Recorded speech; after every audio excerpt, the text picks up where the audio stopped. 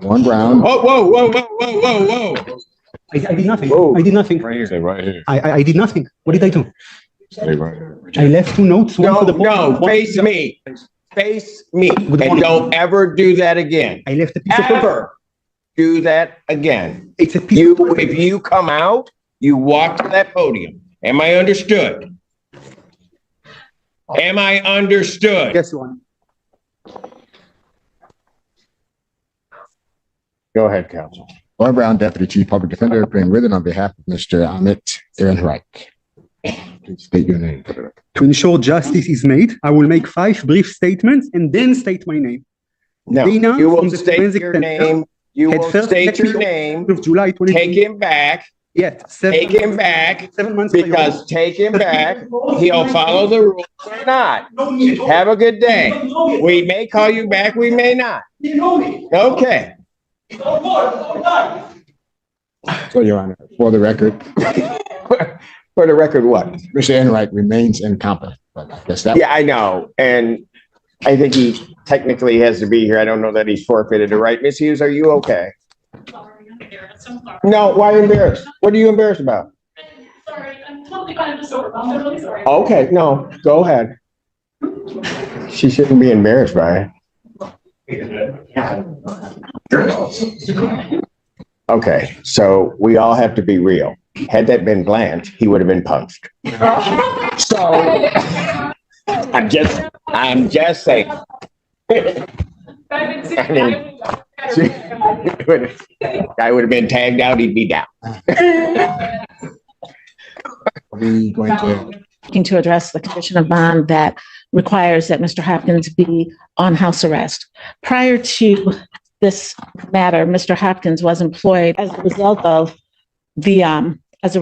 of having the tether police. No longer able to, in this case, he was no longer able to maintain that employment. He is hoping to be able to get new employment and is asking that the court consider a no go-to order, no contact order, or anything of that nature. My client, Mr. Hopkins, also recently registered for the cybersecurity program. Text me that information. I tried to send the confirmation to Ms. Barroso so that she would be able to see it. It's my understanding that the classes are majority online, but that would be the only place that he would have to come across Chinooka County. Otherwise, he's just asking for some order that would allow him to work and just not have that kind of contact. Response. Your Honor, the bond in this case was set at $5,000 cash or surety when we requested a $50,000 bond. In this case, the people are uncomfortable with him being out. This was an event for a series of events that occurred where the defendant assaulted the victim at not 1 but 2 locations. An eyewitness saw the defendant shove the victim while near the police station.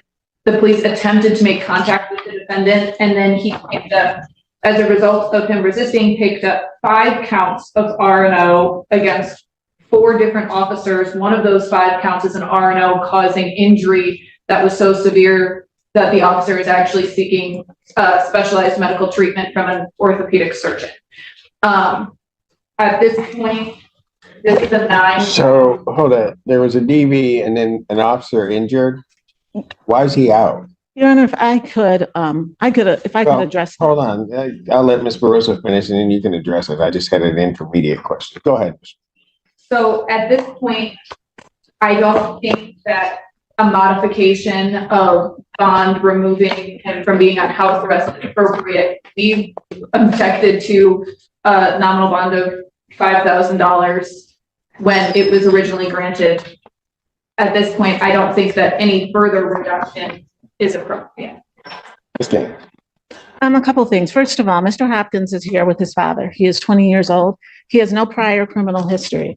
In reviewing the police report and the video, even the report references that the altercation, that the incidents that resulted in this charge, that there were. In which that it was, charge? I'll start with the domestic violence.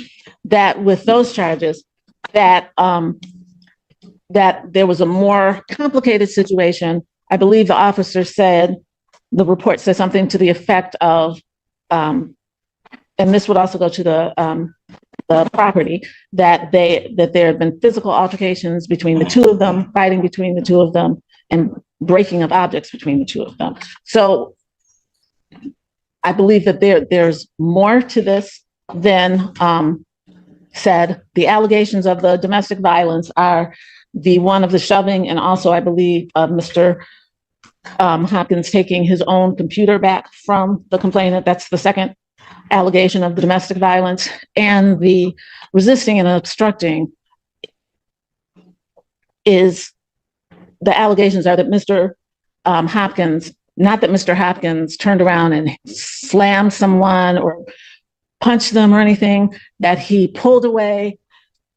The allegation is the officer fell and that caused the injury. And then that officer fell, yes, as he pulled away. And then subsequently, 4 officers who were, some of whom just pulled up on the scene in the video, all ran after him. And that's where the resisting and obstructing comes. And he did, in fact, eventually stop. It was not, it's not as if he were in a vehicle and went miles or hours away. He did stop running, and he did, once they complied, once that occurred, there were no further incidents. So, Your Honor, I'm sorry, that is not the characterization of the RNO. The allegations include him punching 2 officers in the face, breaking free of their grasp, causing them to fall to the ground, twisting and seriously injuring an officer's finger. And then it went on for such a period of time that an officer had to point and deploy a taser. And that another officer had to point their pistol at a defendant. So at the defendant. So at this point, I don't think it was him passively. Your Honor, I had an opportunity to view the video. Well, you had an opportunity to view the video. Yes. Let me ask you this. Was a taser deployed? Your Honor, when I think that's either yes or no. Was a taser deployed? Your Honor, as soon as the officer saw him, she pointed the taser at him. This is not, as soon as she saw him, she pointed the taser at him. This is not a situation where he was running and pointed the taser. I didn't ask that, Ms. Gaines. I did not ask that. Yes, sir. Was the taser deployed? Yes, it was. Did an officer have to draw their weapon? I did not see that. I could not see that on the video. Ms. Burrows, are you indicating an officer had to draw their weapon? That is what was indicated to me in the file, Your Honor. Yes. And then there's an officer that's injured. Again, we'll ask the question. I don't know why this individual's out. Again, Your Honor, he's 20 years old. He has no prior history, and he has no reason to come back to Washtenaw County other than for school in this case. That's my understanding. I have not heard any information that he has had any contact with the complainant, has violated any orders. He is just asking to be able to go to work and to be able to get a job and go to work.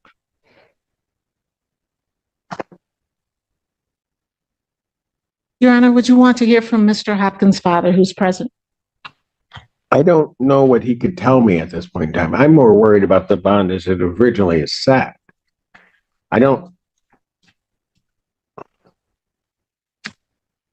Does he have prior convictions for anything? No, Your Honor. The original domestic was about. I mean, I'm trying to figure out, because I'll just tell you, I have some serious concerns that this escalated to a point that officers are having to deploy a taser, pull their weapon, and there are clearly enough officers around to, in my opinion, have subdued this individual without having to do all of that. So something else is going on. And I also have, I mean, one's bad enough, but I have 2 counts of domestic violence. Again, Your Honor, one of them is him taking back his own computer. That's one of the allegations. And that's why I'm saying there were things that were happening before this. That's not to excuse his behavior. That is to say that there's broader context. And in my view of the video, initially there was one officer, then there were two, and he ran from two, but as he's running from those two, there are cars, four and five cars are pulling up with sirens on an unarmed young man who is clearly panicked. This is not someone who's had police involvement, who has a history of contact with law enforcement and the criminal justice system. Again, I'm not excusing, but I do think that there's more. I think there are more nuances to this than the prosecutor does. Well, explain some of those then. Because I've got a victim of a DV that's injured. She is not, the domestic violence person is not injured. It was the shove and the taking of there's no injury to her. Domestic violence are 2 misdemeanor counts. That is felonies correct. Here are 5 counts of Yeah, I see that. Are no causing injury. Maybe I misread that on the report, but Yes. the injury to the fingers, that's the officer. That's correct. Thank you.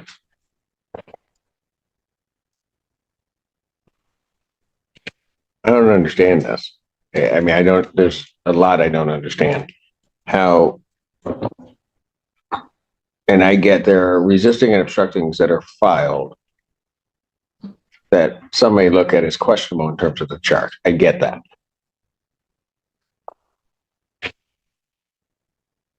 But I'm also trying to figure out how an officer gets injured, that there are punches to the face of officers. I mean, Ms. Gaines, I don't get it. I understand what you're saying, and I'm saying I did not see any punches to the face when I observed the video.